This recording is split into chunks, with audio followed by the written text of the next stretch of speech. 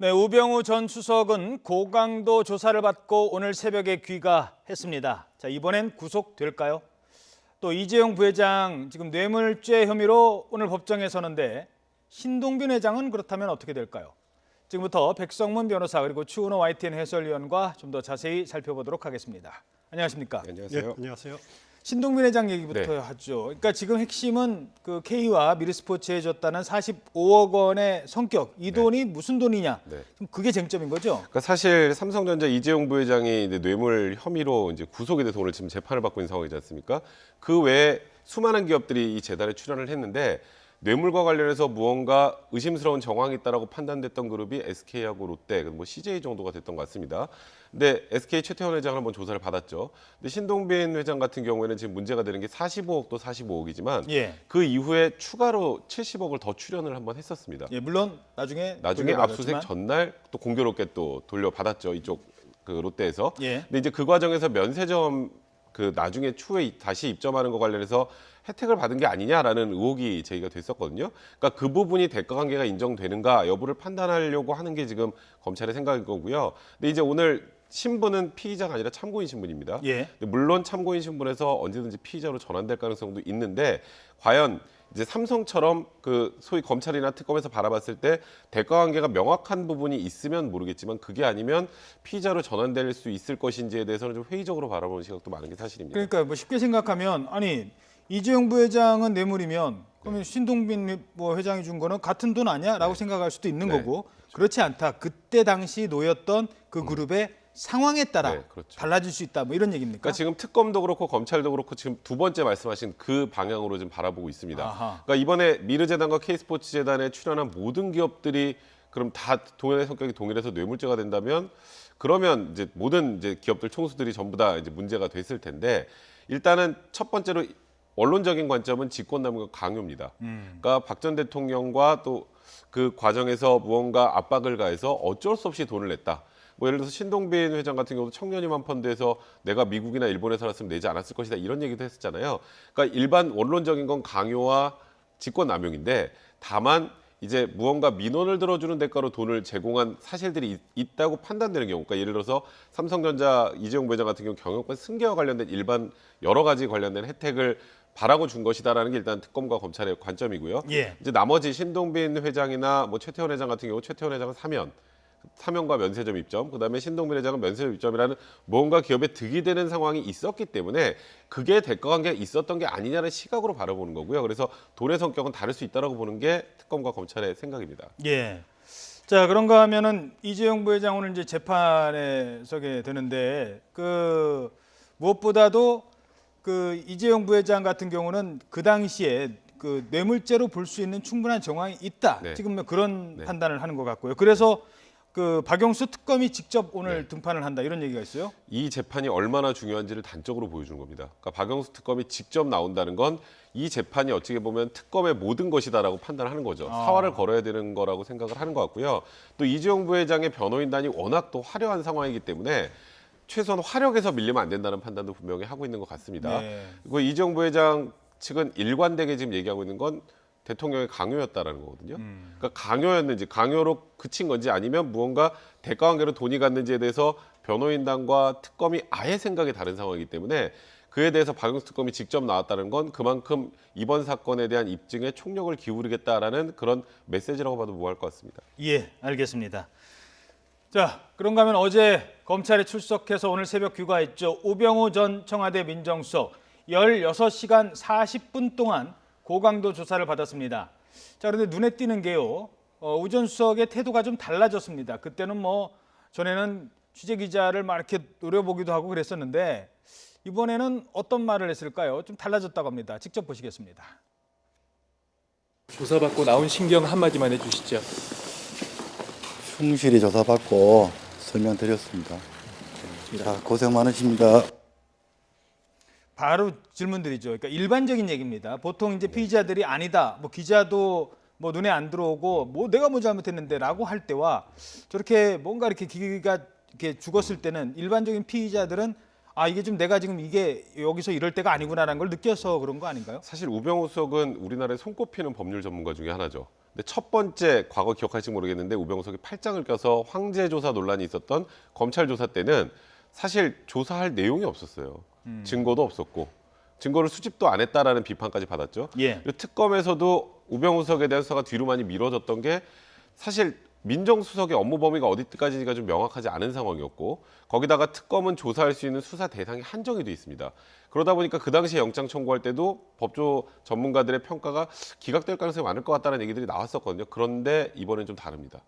이번엔 다릅니까? 이번엔 구속 좀 가능성이 다르죠. 있어요? 굉장히 높다고 생각이 드는데요. 예. 일단 검찰에서 수사 범위가 많이 확대가 됐고요. 제일 일단 첫 번째로 꼽히는 게 세월호 그 해수부 전산 서버 압수수색하는 과정에서 압력을 행사했다는 의혹.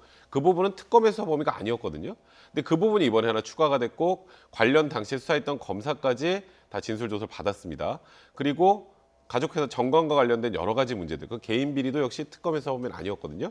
그런 것들로 좀 더 유의미한 부분들을 확보했다는 판단을 하고 있고요. 또 아시겠지만 박근혜 전 대통령도 지금 구속이 된 상황이죠. 예. 그리고 모든 언론, 모든 국민들의 생각이 이제 하나 남은 게 우병우 전 수석이다라는 얘기를 하고 있는 상황입니다. 그런 상황이라면 우병우 수석도 충분히 그런 분위기를 감지를 했을 거고 그렇다면 과거와 달리 지금은 어찌 보면 스스로 이번엔 내가 구속이 될 가능성이 많구나라는 것을 인식을 하고 있다는 생각이 하나 들고 또 하나는 그동안에 우병우 수석의 그 레이저 눈빛으로 얼마나 많은 언론에서 비난했습니까? 이제 그런 비난 여론도 두 가지 다 의식을 한 게 아닌가.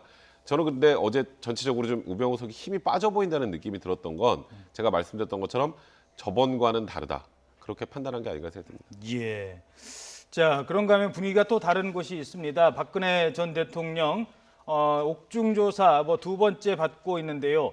변호인들이 좀 많이 좀 달라지고 있다. 특히 변호인들 간의 관계도 조금 한 사람이 너무 정보를 독점하는 것 아니냐 이런 얘기가 나오면서 박 전 대통령 변호인단의 어떤 변화가 감지되고 있다고요?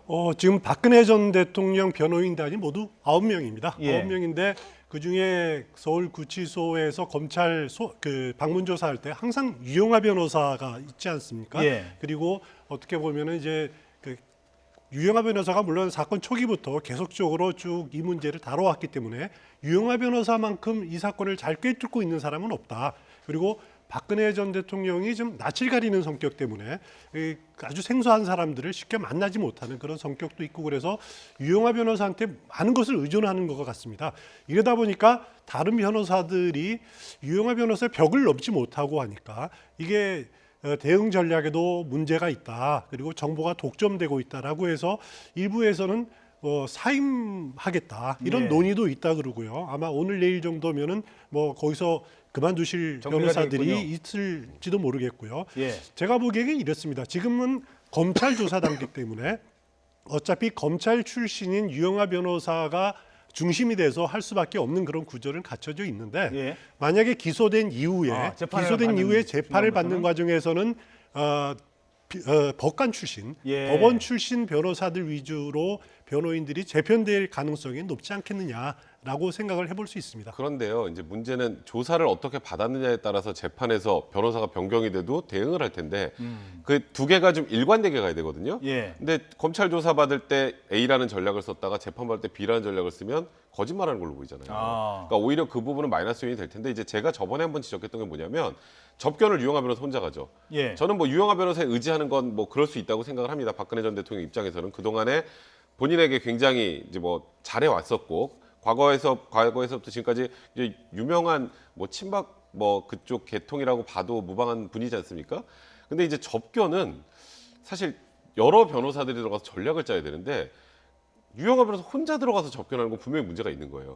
왜냐하면 박 전 대통령이 유영하 변호사한테 얘기한 게 나와서 전달되는 과정에서 좀 변경이 될 수 있는 거고요. 그러니까 유영하 변호사의 방침이 결정되면 그대로 가야 되는 구조잖아요. 예. 근데 여러 변호사가 같이 박 전 대통령을 만나서 소위 말하는 조사 과정에 준비를 하게 되면 다양한 의견들도 나올 수 있고 대응 전략이 여러 개 나올 수 있을 텐데 유영하 변호사 혼자 접견을 들어가는 건 좀 문제가 있다. 제가 그때 그런 말씀을 드렸는데 아마도 지금 나머지 변호사들 입장에서는 소통이 안 이거는 좀 되는. 아니다라고 예. 생각을 하는 게 아닌가. 그래서 그러다 보니까 뭐 사퇴설 얘기도 나오는 게 아닌가 것 같습니다. 그 한 가지 또 이건 뭐 큰 얘기는 아닐 수도 있습니다만 수임료를 제때 지금 받지 못했다라는 네. 얘기가 나오고 있고요. 뭐 무료 변론을 해준다라는 얘기가 있는데 그 대통령 시절의 변론은 무료 변론인 경우에는 그 뭐 법에 저촉이 안 됩니까? 그거는 변호사의 자유입니다. 아, 무료 변론 그렇습니까? 하는지 마는지는 변호사의 자유고요. 예. 제가 알기로도 지금 거의 뭐 박 전 대통령의 변호인단은 뭐 돈을 받고 변론하는 걸로는 아니라고 지금 제가 알고 있거든요. 예. 근데 만약에 지금 그런 의혹이 뭐 지금 수임료를 제대로 지급하지 않았다는데 수임 계약을 했는데도 지급하지 않았다라고 하면 그거는 나중에 민사소송 대상이 될 수도 있습니다. 아니 그러면 그 공직에 있는 그러니까 지금은 전 대통령이지만 공직에 있었을 때 대통령이 네. 있었을 때 그래도 주요 공직자인데 이 이른바 김영란법 뭐 생각도 네. 좀 납니다만 아니 무료로 변론 받으면 나중에 무료로 진료도 받고 무료로 뭐 어디 여행도 가고 그럴 수 있는 거 아니에요? 그 변호인은 무료로 해줘도 되는 겁니까? 변호사는 무슨 정가가 있는 것도 아니고요. 예. 그러니까 그 변론할 때 무료 변론하는 경우 꽤 있습니다. 그거는 그건 이제 예를 들어서 없는 사람들, 힘든 사람들, 힘든 사람들도 예. 있고 예를 들어서 제가 친한 사람들 아. 아니면 제가 존경하는 분들 무료로 도와드릴 수 있는 거죠. 예. 그러니까 그거 자체는 별로 문제가 안 되는데 이제 그런 게 있었죠. 그러니까 박 전 대통령이 대통령 시절에 변호사들이 만약에 선임이 돼서 변론을 해야 되는데 수임 계약을 할 때 국고가 들어가면 안 된다 이런 얘기는 분명히 있어요. 그러니까 박 전 대통령이 사비를 털어서 내야 되는 거다. 근데 만약에 그게 아니라 말 그대로 자원봉사 형태로 무료 변론을 하겠다라고 하는 것은 법적으로 문제되지는 않습니다. 알겠습니다. 자 마지막으로 어제 있었던 블랙리스트 재판도 간단하게 짚어보도록 하겠습니다. 지금 김기춘 비서실장의 얘기를 저희들이 그래픽으로 준비를 했는데요.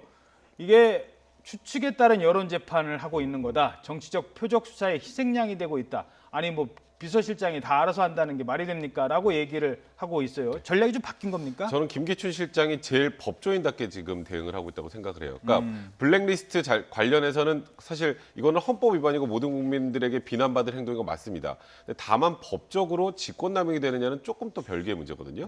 직권남용죄라는 게 본인의 직권을 남용해서 상대방에게 권리 행사를 방해하거나 의무 없는 일을 하게 할 때 성립을 하는 건데 그러니까 김기춘 전 실장의 얘기는 그거예요.